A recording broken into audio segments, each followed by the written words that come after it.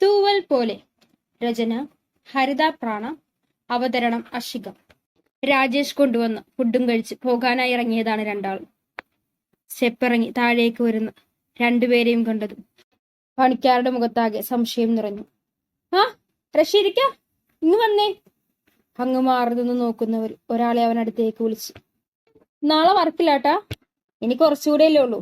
മറ്റന്നാളും പിന്നെ 2 ദിവസം കൂടി നിങ്ങൾക്ക് വർക്ക് തീർക്കാൻ പറ്റില്ലേ? തീരും മോനെ. ആ പിന്നെ ദാ ഇത് കൈവച്ചോ.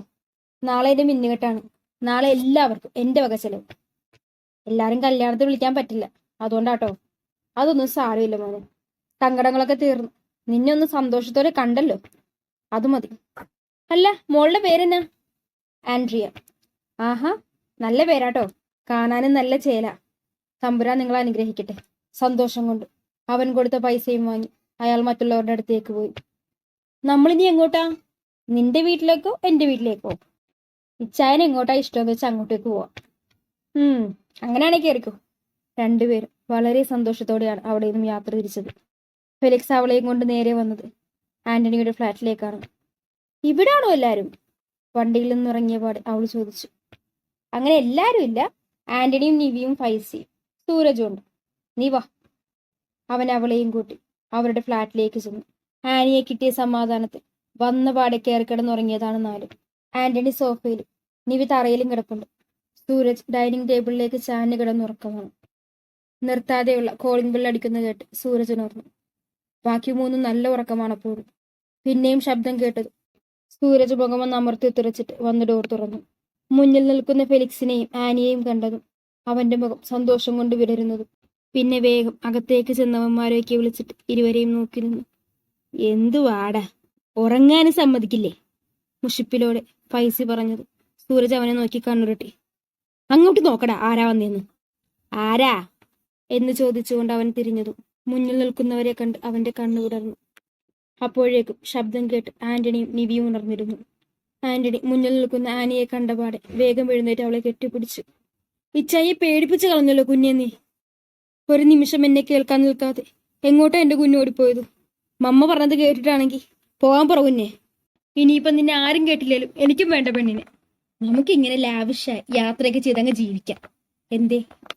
അവളൊന്ന് ചിരിക്കാനായി ആന്റണി ഓരോന്ന് പറഞ്ഞു തുടങ്ങിയതും ഒരു കൈ വന്നവളെ അവനിൽ നിന്നും വലിച്ചു മാറ്റിയിരുന്നു. അങ്ങനെ ഇപ്പൊ നീ ഇവളെയും കൊണ്ട് ഒറ്റയ്ക്ക് നടക്കണ്ട. നിനക്ക് വേണേലേ നീ പെണ്ണ് കെട്ടി അവളെയും കൊണ്ട് വെക്കും. ഇവൾക്ക് കൂട്ടിന് ഞാനുണ്ട്, അല്ലേടി അന്നമ്മോ? ചിരിയോട് മൂളിക്കൊണ്ട് അവനോട് ചേർന്ന് നിൽക്കുന്നവളെ വാത്സല്യത്തോട് നോക്കി ബാക്കി 4. അപ്പൊ പെങ്ങളും അളിയനും സെറ്റ്. ഇനി നാളത്തെ കെട്ടിന്റെ കാര്യം എന്നാ? ഞാൻ വീട്ടിൽ വിളിച്ചിരുന്നു.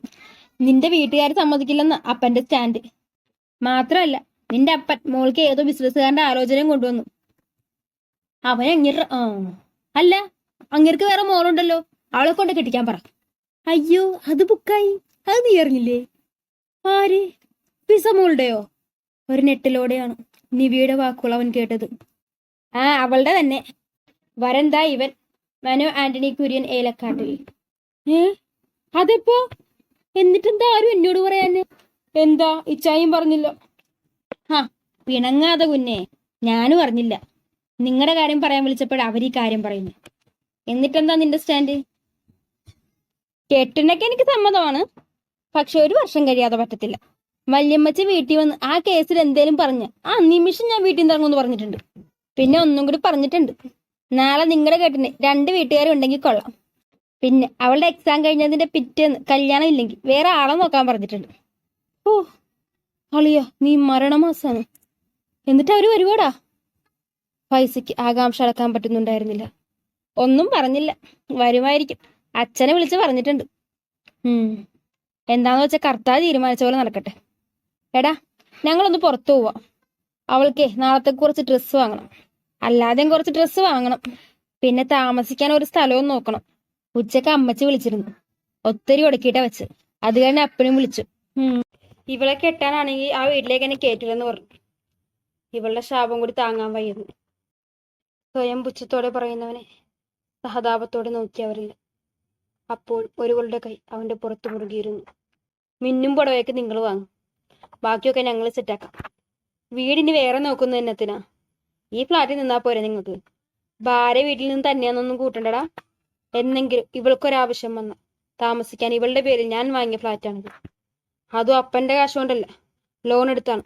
ഇനി അപകർഷതാബോധം വല്ലതും നിനക്കുണ്ടെങ്കിൽ ഇനിയൊരു 3 ലോണും കൂടി ഉണ്ട് അടച്ചു തീർക്കാൻ. അത് നീ അടച്ചോ. എന്താ നേവി, അതുപോരെ? മതിയടാ, ഇനി വേറെ സ്ഥലമൊന്നും നോക്കണ്ട. അടുത്ത ആഴ്ച ലോൺ എമൗണ്ട് കിട്ടും.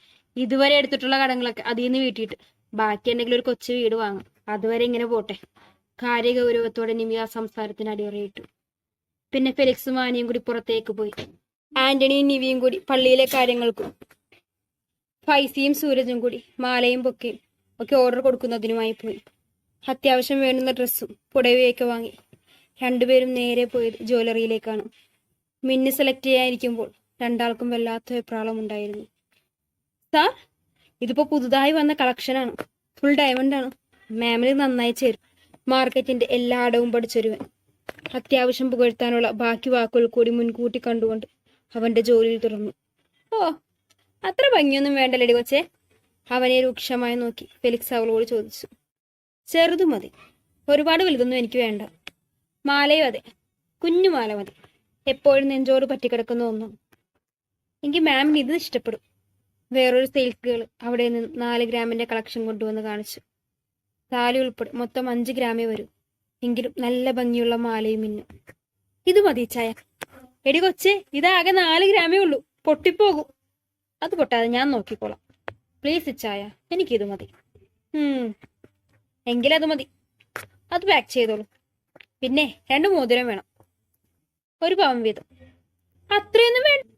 അവനെ പറഞ്ഞു പൂർത്തിയാക്കാൻ സമ്മതിക്കാതെ അവളിടയ്ക്ക് കയറി. ചേച്ചി, ഒരു 3 ഗ്രാം വരുന്ന സാധാ മോതിരം മതി. മറ്റേ കല്ല് വരുന്നതില്ലേ, ആ ടൈപ്പ്. എടി കൊച്ചേ, അതെന്റെ കയ്യിൽ കയറുവോ? അതൊക്കെ കയറിക്കോളൂ. അവൻ അവളെ ഒന്ന് സംശയത്തോടെ നോക്കി. തന്റെ കയ്യിൽ പൈസയില്ലെന്ന് കരുതിയാകുമോ എന്നവന് സംശയം തോന്നി. എന്നാൽ ഷോപ്പിങ്ങിന് ഇറങ്ങുന്നതിന് മുമ്പ് സൂരജ് അവന്റെ കയ്യിലേക്ക് കാർഡ് വെച്ച് കൊടുക്കുന്ന ആനി കണ്ടിരുന്നു. ഷോപ്പിന്റെ ആവശ്യത്തിനുള്ള പൈസയാണത്. അതിൽ നിന്നും ഒരുപാട് ചിലവാക്കാൻ അവൾക്ക് മനസ്സ് വന്നില്ല. അവരുടെ സ്വപ്നം ഇപ്പൊ അവളുടെ കൂടെയാണ്. ഷോപ്പിംഗ് ഒക്കെ കഴിഞ്ഞ് ഇരുവരും ഫുഡൊക്കെ കഴിച്ച് അവർക്കുമുള്ള ഫുഡും വാങ്ങിയാണ് അവർ ഫ്ലാറ്റിലേക്ക് വന്നത്.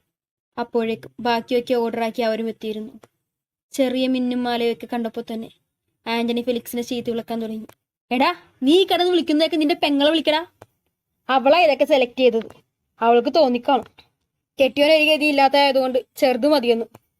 ദേ ഇച്ചായ, ചുമ്മാ അറിയാത്ത കാര്യം പറയല്ലേ.